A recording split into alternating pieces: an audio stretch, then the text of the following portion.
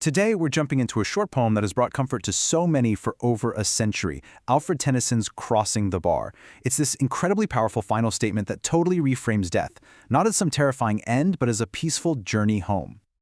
Okay, so to really get why this poem is so important, we have to start with this amazing piece of context. This wasn't just another poem for Tennyson. It was his final word, his absolute last statement. He specifically asked that these lines be the very last thing anyone reads in a collection of his work. I mean, think about that. That's a powerful and very deliberate final wish. So, who was the man who made this powerful request? Well, Alfred Lord Tennyson was a literary superstar. As Poet Laureate, he was basically the voice of Victorian England, an era, by the way, that had a really intense and public fascination with death. He's still one of the most quoted writers in English, which makes this final, super-personal poem even more meaningful. Let's get into the poem itself. Right from the start, it paints this serene and symbolic picture of a final departure. The whole tone is calm, deliberate. There's zero panic here. See? Right out of the gate, Tennyson sets a tone of complete acceptance, not fear. The speaker hears one clear call. It sounds almost like an invitation, not a scary summons. And that line, "no moaning of the bars," is just a direct plea for a peaceful, quiet transition.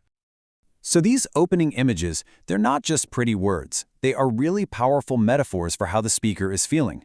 You've got the sunset, the end of the day. That's a pretty clear stand-in for the end of a life. That clear call suggests he's ready, he's certain, and asking for quiet means he wants a tranquil end, not a traumatic one. All right, so next, the poem goes even deeper into this central metaphor of a sea voyage. It's not just about the act of leaving anymore, but about how you leave.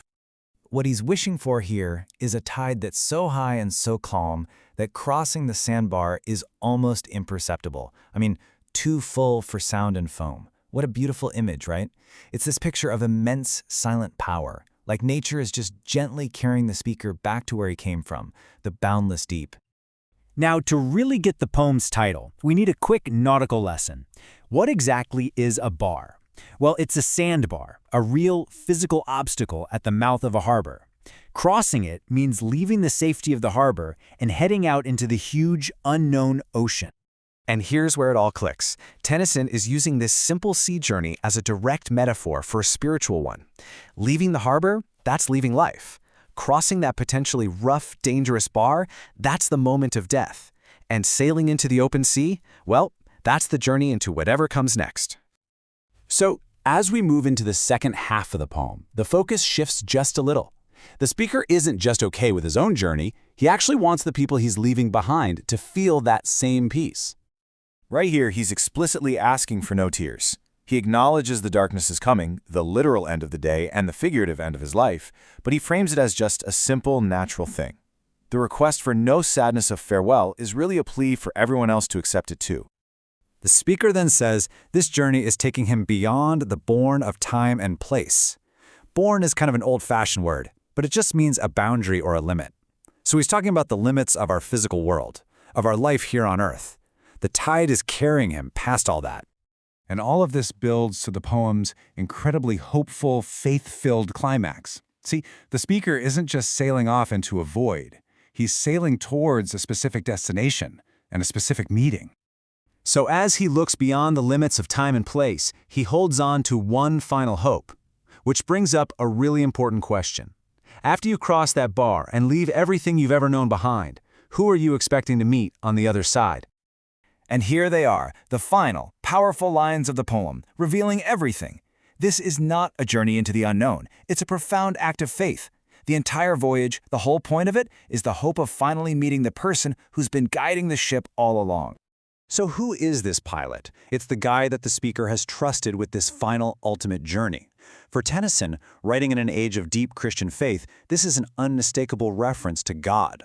The hope isn't just for an afterlife in general, but for a personal, face-to-face meeting with that divine guide once the trip is over. So what gives this little poem from 1889 such lasting power? Why was Tennyson so dead set on it being his final word to the world? Well, the poem's legacy is its incredibly universal message of peace, acceptance, and hope. It takes one of our biggest, deepest human fears and just reframes it. It becomes this gentle, inevitable return to where we came from, all guided by a kind and loving force. It's a message of just profound comfort. And that really leaves us with a final thought, doesn't it?